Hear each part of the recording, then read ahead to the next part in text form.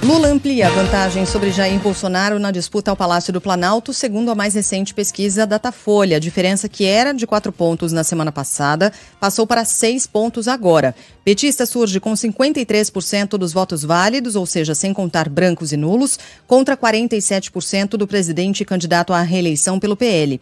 No levantamento anterior, os dois estavam tecnicamente empatados. Lula tinha 52% e Bolsonaro 48%.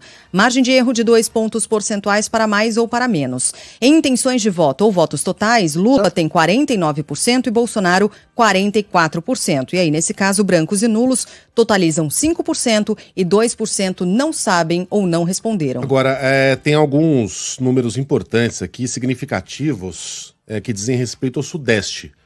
Começando por Minas Gerais, que é aquele estado pêndulo, né? Onde o candidato que ganha ali, geralmente não, sempre é eleito presidente da República. Obviamente isso não é uma regra, mas por enquanto funcionou em todas as vezes.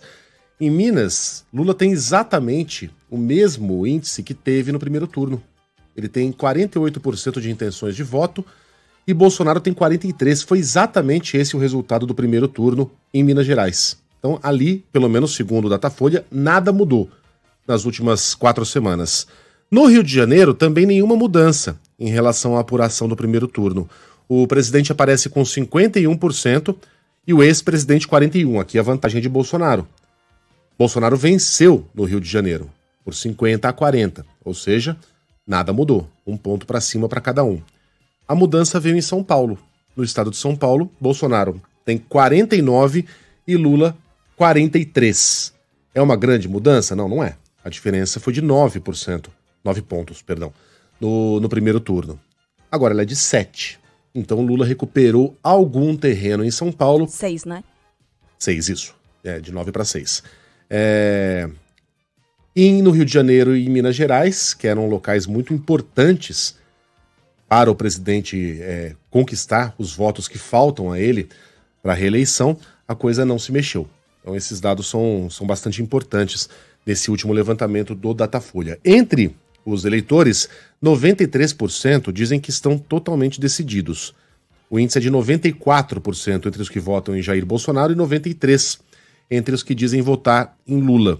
Entre brancos e nulos, 30% responderam que ainda podem mudar de ideia até domingo. Só que isso não representa grande coisa, são 5 pontos. 30% de 5 dá 1,5. Né? Então é 1,5 ponto que está em disputa aí entre os que pretendem votar branco ou nulo. Muito pouco. Datafolha entrevistou 4.580 eleitores entre os dias 25 e 27 em 252 municípios brasileiros. Nível de confiança de 95% e o levantamento foi registrado no TSE sob o número BR 04208/2022.